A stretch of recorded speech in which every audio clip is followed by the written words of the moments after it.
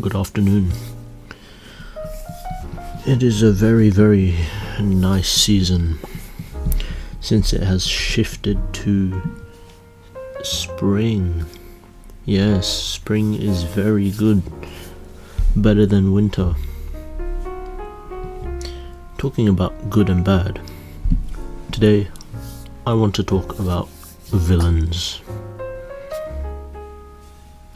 Now, I think we all know what villains are. Villains are the main bad or the main antagonist within a movie, show, game, whatever it may be that is meant to oppose the main cast of such movie, or as I said before, such is such. Anyways, I want to talk about the types of villains there are nowadays and what makes, a good villain or a subpar villain. Now, to start off with, I want to throw out the window that I'm sick and tired of throwaway villains just being there for the sake of there being a plot.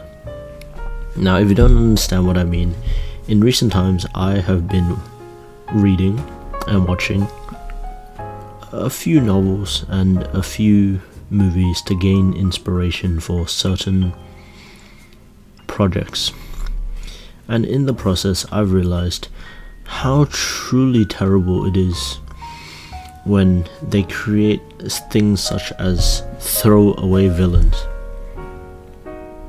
Let me ask you this: what is the point of writing a story where the villain basically can't oppose the main character in the first place, and he is just instantly beaten to a pulp or instantly defeated by the big good within a story, which subsequently causes a massive shift in the story, which provides to the fact that did the hero of that story really need,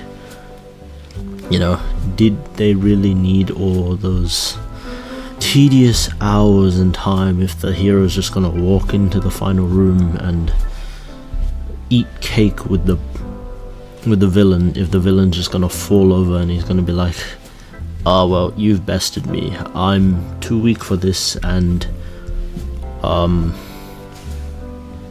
I just can't take it anymore.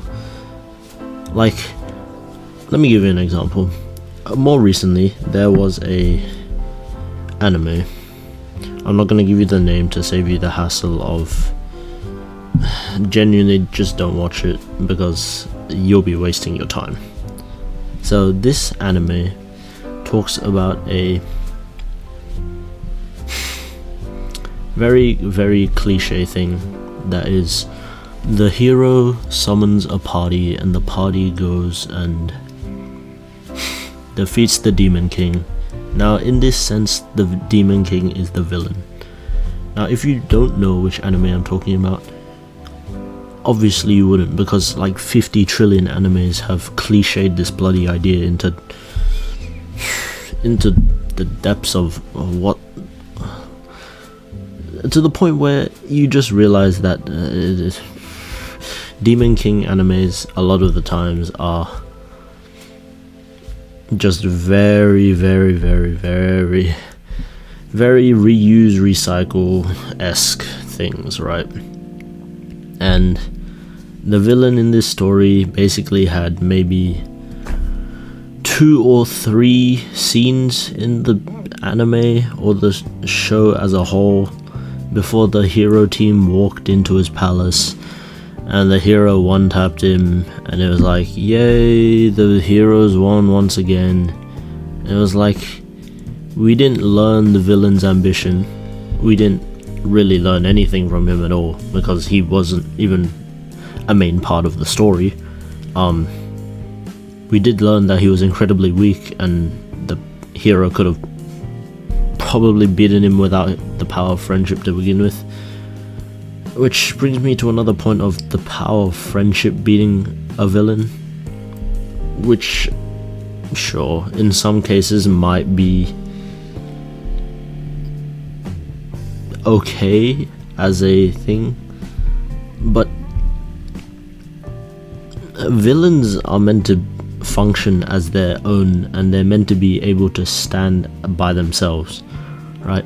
Like, I don't mind if you write it in the sense that the villain is isolated by himself, and then he realizes at some point that, you know, he needs people with him. He's not as chalked up and big and bad as he thought he was. Like, maybe that's a good character development or character plot, right, for the villain. But a lot of the times, how shows set it up is they set the villain as this big bad who, well, obviously needs a team of heroes to be able to defeat him, and they spend all this time chalking it up, and they're explaining how powerful this guy is and how he's bringing doom and devastation within these animes. And it just gets to the point where once they get to the final room, there's not even really much for them to do, because they're like, with the power of 5 or the power of 4, we summon the power of doom and gloom and the power of friendship to defeat the villain. Now, you know, I don't blame the villain for losing so easily, because it's obviously not his fault, it's the writer's fault. But another part of villains that is not throwaway is actually the well-written ones. You know, there are some well-written villains out there. Off the top of my head, I'm pretty sure you don't have to fully agree with the ideals of a villain, but you can agree that they are a universally good villain. Some of them being more recently within a show that I watched, which was called Elusive Samurai. It's basically talking about a young boy who is the heir to a throne, and he finds out one day that the army general that was associated with his family was a bad guy. Now, the way that they set this character up, in my opinion, is very smart in certain ways, because firstly, in the start, it turns out as a very, very minor plot twist, right? So you start to think that this is a normal war general, and, you know, he's just serving his people. And then later in the episode, it is proved that he used the power of trust within the era of the people living in that time to gain his godly powers, which is the main source of his powers, right? So he gains most of his powers off the faith that people hold to him, which is not a bad concept at all, because the way that he gains faith and trust is, even though he's a villain, he gains faith and trust through his utilization of war tactics and strategy. Now, if I failed to mention, this is placed within a time of ancient Japan, which sets it up for this whole overtaking of the throne from a tyrannical leader who, in the eyes of the normal people, is not tyrannical, which is very, very unique from what I've read recently, because it's actually quite a nice slice of fresh air when I read this, because it was unique. The story actually flowed very well. The villain being the main source of inspiration for the main character is what it should be, right? And in general, I just feel like the villain in this story was very well executed, to the point where I would argue, well, no, he is not one of my favorite villains in recent times, but he is a very good villain. There's no arguing with that. Another point I want to talk about is the villains who are catering to a response of the normal people. Now, one example of villains catering to normal people is Lex Luthor within the newest Superman movie. Now, props to the director, I think it was James Gunn of Superman. He presented Superman and Lex Luthor in this movie very well, from what I could tell, because the way that he set up the villain, Lex Luthor, within this movie showed that Lex Luthor was fighting against Superman because he feared for, well, he basically feared what would happen to humans if they let aliens such as Superman take over. And he presented some pretty valid points of, if they let random people such as Superman just waltz into their Earth, you know, without any warning, without anything.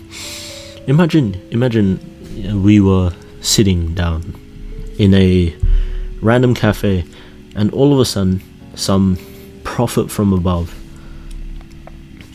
prophet from another planet, starts calling themselves a hero, right? Would you not really have the same idea? Like, sure, maybe it's not the same thing with Superman, because we know that Superman is a good guy, but Lex does cater towards the views of normal people, because he is thinking rationally within the story. He is thinking for the better good of the human race, which I feel like is a valid point for the main ambitions that he holds, being, how can we trust these extraterrestrial beings without taking caution within them? Although, what people fail to take into account is how villains achieve their goals. For example, you may say, Lex didn't achieve his goals, right?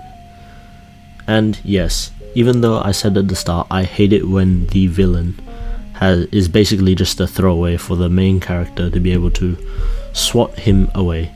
People know that Lex Luthor is a regular human being, and what he's fighting for is basically the human race, which makes a lot of sense, as Lex is a normal human and he is fighting for the humans, which is, you know, I would think it's quite logical to let a human fight for humans, right? Am I wrong? Technically I'm not wrong, right? There was also Thanos, which, you know, he was right to some degree. I'm not saying I fully agree with his idea of wiping out the half of the universe, but you know, it kind of did make people aware of kind of the consequences that came from being too what do they call it, like I don't really know how to place it, too complacent with what they have. They were ungrateful, you know, and it kind of presented a point of what is kind of happening right now, kind of not happening right now, about how he's kind of talking about how even though us as humans have a lot of things, we still yearn for more, which is not a bad thing, right? Yearning for more is never a bad thing, especially if you want to promote growth.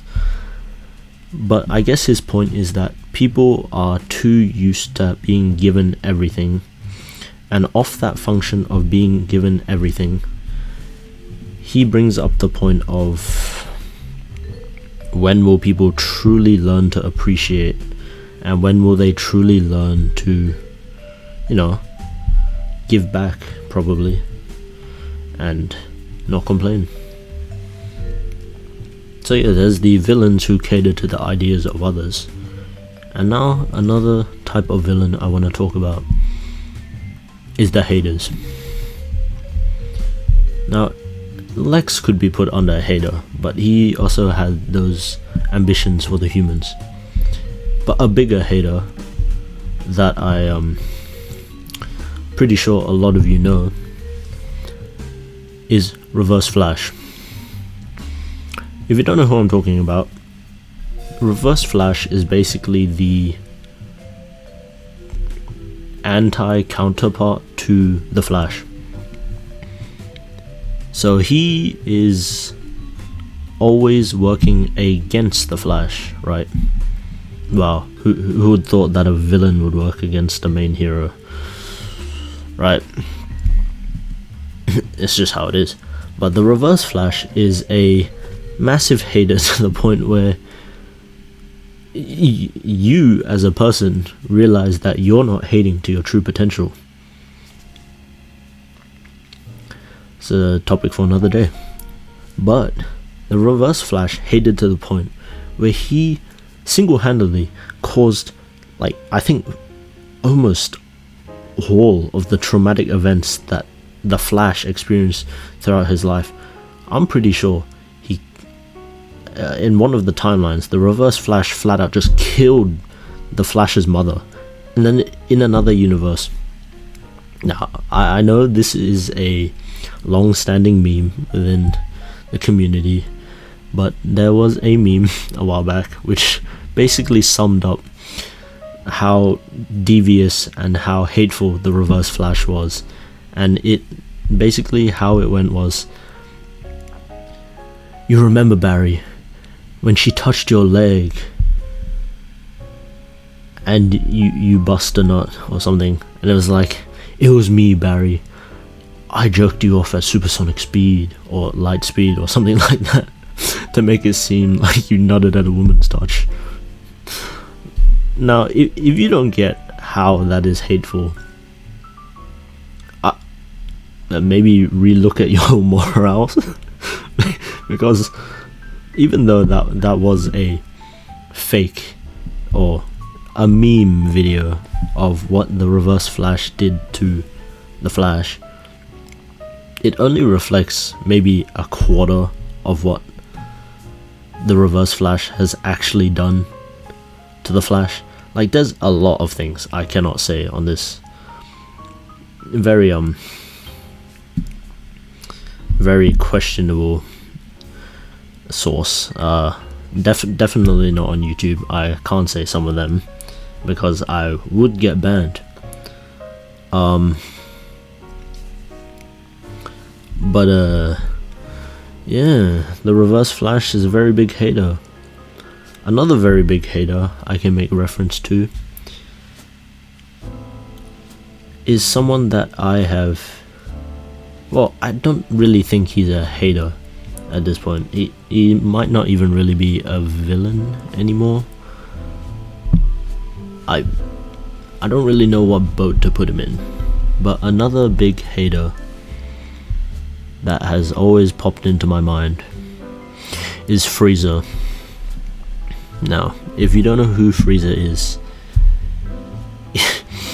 he's basically racism's reincarnation. If you don't know who Frieza is, he's a white lizard who hates monkeys. I don't really know how to word that better, but I'm pretty sure if you've watched Dragon Ball, you know who Frieza is, and you know he hates monkeys. right? There's no big surprise there. Frieza hates monkeys. Like, and he's never hidden it either. Every single time he meets a Saiyan, he has to say the hardest monkey I've ever heard. It's monkey this, monkey that. Even during the Tournament of Power, when he wasn't really a villain at the time, but he was technically still a villain. He was meant to be encouraging the main character, right? But then in his one-word sentence to the main character Goku, he said, "Dance for me, monkey." Now, I'm no genius here, right? But what sort of level of hating do you have to get to the point where you do 3 push-ups and you're basically like, you loathe someone so much that you do 3 push-ups just so that you're able to pack this guy up, right? Yeah, that's another thing I want to talk about. Like, some of these villains genuinely go through like 3 seconds of training, right?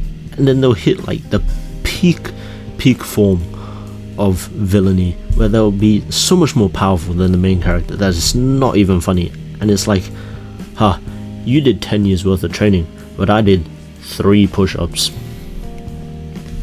Alright, so I guess 3 push-ups is enough to combat 10 years worth of training. Like, no, there's not a good way to write villains either. Just letting Frieza doing 10 push-ups, and then he states, "You're not on my level."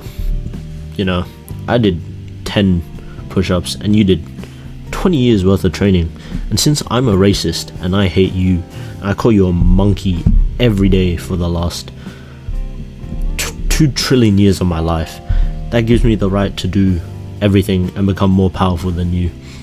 Like, keep in mind, Frieza never trained a single day in his life before Dragon Ball. Did he train in No, he never trained a day in his life before Dragon Ball Z, right? And as soon as he lost to a monkey, he realized, I can't let the monkeys win. I'm the biggest hater. You know, I'm the biggest, the largest. I gotta put them in their place.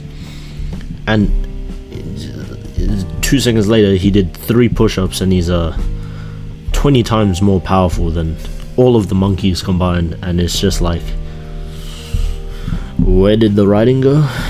The writing is non-existent, and the character development is dreadfully terrible, which is, you know, I guess they need somewhere to take their new arc, because when you drag on a series for about 10 trillion years, you gotta find ways to introduce new characters, new arcs, and like continue on the series. Unless you're like a really good series and you end off with a good mark, with a good villain, and good ideas and good morals, you know.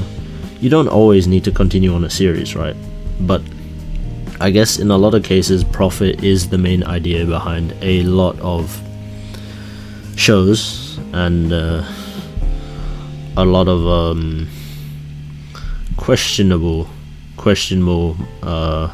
mangas, movies, TV shows, you know, stuff like that.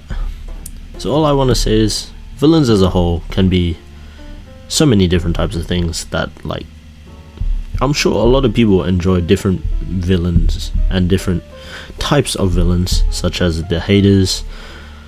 Maybe some people like throwaway villains. I haven't really seen anybody like throwaway villains recently, but there's also stuff like the overpowered villains, which, yeah, sure, some people may like. As I said, nobody likes throwaway villains. And then there's the villains who, you know, relate to the people, which I guess is all fine and dandy, because You know, villains have different backstories, and you can't blame them, because who knows where a sudden backstory may bring you. So yeah, just be glad that a lot of your main superheroes aren't villains, because I'm sure a lot of them could have turned to villains. But anyways, this is a very long video, longer than usual, because I ranted for a bit longer. But I appreciate you being here. I'll see you next time. Bye bye.